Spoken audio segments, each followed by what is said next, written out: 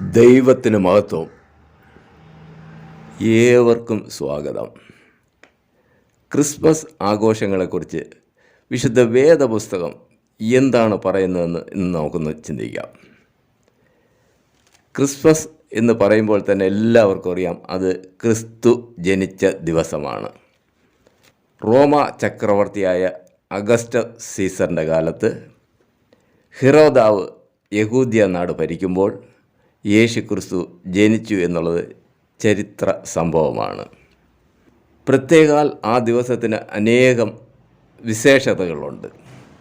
ദൈവദൂതനാൽ അവരുടെ കുടുംബത്തിൽ ഈ ജനനത്തെക്കുറിച്ച് അറിയിപ്പ് വരികയും ആ മാതാപിതാക്കൾ അത് ശ്രദ്ധാപൂർവം ശ്രവിക്കുകയും അതിലൂടെ ആ സംഭവങ്ങൾ അതിൻ്റെ തുടർച്ചയായി സംഭവിക്കുകയും, അങ്ങനെ സംഭവിച്ച ഒരു സംഭവം ഒരു അമ്മയ്ക്കും താൻ മരിക്കുന്നതുവരെ മറക്കുവാൻ സാധ്യമല്ല. യേശുക്രിസ്തുവിൻ്റെ അമ്മയായ മറിയ യേശുക്രിസ്തുവിൻ്റെ പുനരുദ്ധാനം കഴിഞ്ഞിട്ടും വളരെ കാലം ജീവിച്ചിരുന്നു. അവർ ജീവിച്ചിരുന്ന കാലത്ത് തന്നെയാണ് ഏതാണ്ട് ലൂക്കോസ് ശുശ്രൂഷ നടത്തുന്നത്. ലൂക്കോസ് വിശുദ്ധ വേദപുസ്തകത്തിൽ 2 പുസ്തകങ്ങൾ എഴുതി. അതിലെങ്ങും ക്രിസ്തു ജനിച്ച ദിവസത്തെക്കുറിച്ച് പരാമർശിച്ചില്ല. മറിയ തൻ്റെ അന്ത്യനാളുകളിൽ യേശുവിൻ്റെ അരുമ ശിഷ്യനായ യോഹന്നാനോടൊപ്പമാണ് താമസിച്ചിരുന്നത്. യോഹന്നാൻ വിശുദ്ധ വേദപുസ്തകത്തിൽ 5 പുസ്തകങ്ങൾ എഴുതിയ ആളാണ്. ദൈവത്തിന് ഈ ജനന ദിവസം നമ്മളെ അറിയിക്കണമെങ്കിൽ ഈ ദൈവദാസന്മാരിലൂടെ ആരിലൂടെയെങ്കിലും അത് എവിടെയെങ്കിലും കുറിക്കപ്പെടുമായിരുന്നു. പ്രത്യേകാൽ വിശുദ്ധ വേദപുസ്തകത്തിൽ പ്രവാചകന്മാർ ദർശനം കണ്ട ദിവസങ്ങൾ വരെ എഴുതിയിട്ടുണ്ട്. അത്തരം ദിവസങ്ങൾ വരെ നോട്ട് ചെയ്യപ്പെട്ട ഒരു വേദപുസ്തകത്തിൽ ഇത്രയും പ്രാധാന്യമുള്ള ഒരു ചരിത്ര സംഭവം എങ്ങും രേഖപ്പെടുത്തിയില്ല. അമ്മ ഒരിക്കലും മറക്കാത്ത ദിവസമാണ്. അവരുടെ മരണം വരെ ആ സംഭവങ്ങൾ അവർക്ക് മറക്കുവാൻ സാധ്യമല്ല. ആ കുഞ്ഞിൻ്റെ ജനന ദിവസം സംഭവിച്ച വിശേഷങ്ങൾ ആലോചിക്കുമ്പോൾ. പക്ഷേ ഈ ഗ്രന്ഥത്തിൽ എങ്ങും അത് എഴുതപ്പെട്ടിട്ടില്ല. അത് എന്തുകൊണ്ടാണെന്ന് നമ്മൾ നോക്കിയാൽ അതിൻ്റെ ഉത്തരവും വിശുദ്ധ വേദപുസ്തകത്തിലുണ്ട്. ആവർത്തന പുസ്തകം 29:28 നോക്കാമെങ്കിൽ, മറഞ്ഞിരിക്കുന്ന കാര്യങ്ങൾ നമ്മുടെ ദൈവമായ യഹോവയ്ക്കുള്ളവയത്രേ, വെളിപ്പെട്ടിരിക്കുന്നവയോ നാം ഈ ന്യായപ്രമാണത്തിൻ്റെ സകല വചനങ്ങളും അനുസരിച്ച് നടക്കേണ്ടതിന് എന്നേക്കും നമുക്കും നമ്മുടെ മക്കൾക്കും ഉള്ളവയാകുന്നു. ചിലത് നാം അറിയാതെ വണ്ണം ദൈവം നമ്മുടെ മുമ്പിൽ മറയ്ക്കും. നമുക്കാവശ്യമുള്ളത് എഴുതി തന്നിട്ടുണ്ട്. ഇതൊരു അനാചാരം ആകും എന്ന് ദൈവത്തിന് വ്യക്തമായി അറിയാം ഈ ആഘോഷം. അതുകൊണ്ടാണ് ദൈവം ആ ദിവസം എങ്ങും ഈ വിശുദ്ധ വേദപുസ്തകത്തിൽ കുറിക്കാത്തത്. ഈ പ്രത്യേകാൽ ഈ ദിവസം ഇന്ന് നമ്മൾ ഈ ഇന്ത്യയിൽ നമ്മൾ ആഘോഷിക്കുന്ന ഡിസംബർ 25 എന്നുള്ളത് ശരിക്കും ആ പ്രദേശത്ത് മിത്രദേവൻ്റെ ജന്മദിനമായി ആ കാലഘട്ടത്തിന് മുമ്പ് ആചരിച്ചിരുന്നു. മിത്രദേവൻ എന്ന് പറയുമ്പോൾ പുതിയ സൂര്യൻ. യഹസ്കേൽ പ്രവചനം അതിൻ്റെ 8:12 തൊട്ട് വായിക്കാമെങ്കിൽ അവിടെ ഒരു തമ്മൂസിനെയും സൂര്യദേവനെയും കുറിച്ച് പറയുന്നുണ്ട്. ശരിക്കും ഇതിനെക്കുറിച്ച് നമ്മളൊരു അന്വേഷണം നടത്തിയാൽ ഈ ദിവസം തമ്മൂസിലും നിമ്രോദിലും ചെന്ന് നിൽക്കും.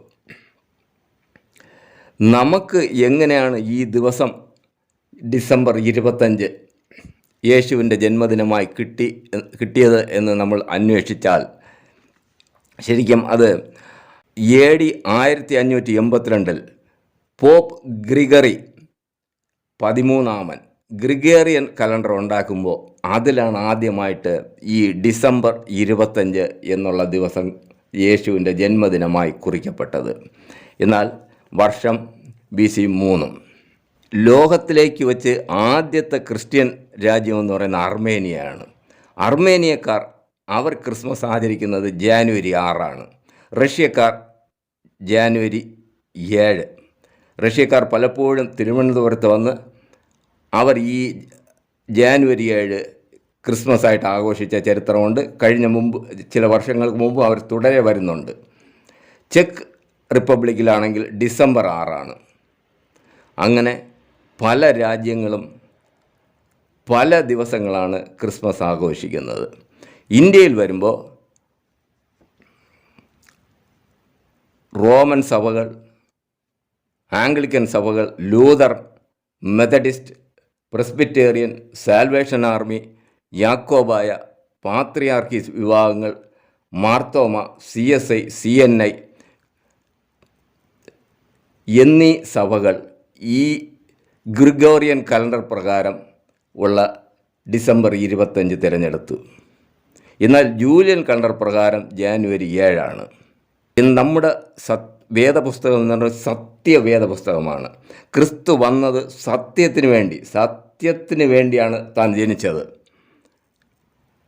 കൃപയും സത്യവും നിറഞ്ഞവനായി വന്ന കർത്താവ്. നമുക്കിതൊരു ആഘോഷത്തിന് വേണ്ടി നമ്മളൊരു ദിവസം സെലക്ട് ചെയ്തിരിക്കുന്നു. ഇതുകൊണ്ട് നമുക്ക് എന്തെല്ലാം ദോഷമുണ്ട് എന്നറിയണമെങ്കിൽ വിശുദ്ധ വേദപുസ്തകം തന്നെ ഒന്ന് റെഫർ ചെയ്താൽ മതി. വിശുദ്ധ വേദപുസ്തകത്തിലെ അവസാനത്തെ പുസ്തകമായ വെളിപ്പാട് പുസ്തകം പലരും അതിൻ്റെ പ്രാധാന്യം കൊടുക്കുന്നില്ല. സാധാരണ വിശുദ്ധ വേദപുസ്തകത്തിൽ ഒന്നുകിൽ അത് പിതാവായ ദൈവം, സൃഷ്ടികർത്താവായ ദൈവം അരുളി ചെയ്ത വാക്കുകളായിരിക്കും, ദൂതന്മാരിലൂടെ കേട്ട വചനങ്ങളായിരിക്കും, പ്രവാചകന്മാരിലൂടെ കേട്ടതായിരിക്കും, യേശുക്രിസ്തു പറഞ്ഞതായിരിക്കും, അപ്പോസ്തലന്മാർ പറഞ്ഞതായിരിക്കും, പരിശുദ്ധാത്മാവ് പറഞ്ഞതായിരിക്കും. എന്നാൽ വെളിപ്പാട് പുസ്തകം പിതാവായ ദൈവം അത് തൻ്റെ പുത്രന് കൊടുത്തു. പുത്രൻ അത് തൻ്റെ ദൂതൻ മുഖാന്തരം പ്രദർശിപ്പിച്ച് യോഹന്നാന് കാണിച്ചു കൊടുത്തു. അപ്പോൾ സ്വർഗത്തിലെ സുപ്രീം കോടതിയുടെ ഫുൾ ബെഞ്ച് കൈകാര്യം ചെയ്ത പുസ്തകമാണ് ഈ വെളിപ്പാട് പുസ്തകം. സ്വർഗത്തിലെ സുപ്രീം കോടതിയുടെ ഫുൾ ബെഞ്ച് നമുക്ക് തന്ന വിധിയാണ്. ഇനി സകല കാര്യങ്ങളും ഈ വെളിപ്പാട് പുസ്തകം പ്രകാരമായിരിക്കും എല്ലാ ന്യായ തീർപ്പും വരുന്നത്. എല്ലാ സ്വർഗത്തിൻ്റെ എല്ലാ നടപടികളും വരുന്നത് ഈ വെളിപ്പാട് പുസ്തക പ്രകാരമായിരിക്കും. വെളിപ്പാട് പുസ്തകത്തിലെ ഒരു വചനം ഞാനൊന്ന് വായിക്കാം. വെളിപ്പാട് 21:8. ഭോഷ്ക് പറയുന്ന ഏവർക്കുമുള്ള ഓഹരി തീയും ഗന്ധകം കത്തുന്ന പൊയ്കയിലത്രേ. ഇവിടെ നമ്മെല്ലാവരും, ഇന്ന് ക്രിസ്തുമാർഗത്തിൽ നിൽക്കുന്ന എല്ലാവരും സ്നാനപ്പെട്ട് ക്രിസ്ത്യാനികളാകുന്നത് സ്വർഗരാജ്യത്തിൽ പോകാനാണ്. വിശുദ്ധ വേദപുസ്തകം ഏറ്റവും വെറുക്കുന്ന, അല്ലെങ്കിൽ ഏറ്റവും എതിരെ ആയിട്ട് സംസാരിക്കുന്ന ഒരു വിഷയം കള്ളം പറയുന്നതാണ്, ഭോഷ്ക് പറയുന്നതാണ്. ഇത് യഥാർത്ഥ കർത്താവ് ജനിച്ച ദിവസം അല്ല എങ്കിൽ നമ്മൾ ഭോഷ്ക് പറയുന്നവരും പ്രവർത്തിക്കുന്നവരുമായി തീർന്നു. ഇവിടെ പറയുന്നു, ഭോഷ്ക് പറയുന്ന ഏവർക്കുമുള്ള ഓഹരി തീയും ഗന്ധകവും കത്തുന്ന പൊയ്കയിലത്രേ. അതാണ് രണ്ടാമത്തെ ഭരണം, അതാണ് നരകം. അപ്പോൾ നിസ്സാരം ഒരു കള്ളം പറഞ്ഞ് നമ്മളൊരു ആഘോഷത്തിന് വേണ്ടി, നമുക്കൊരു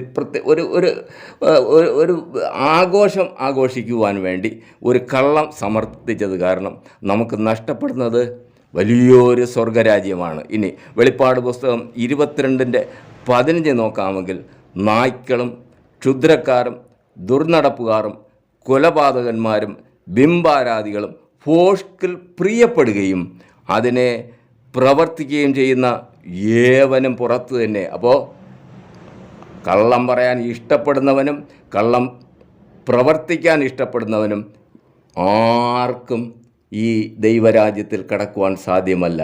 അവിടെ നമ്മൾ പുറത്താക്കപ്പെടും.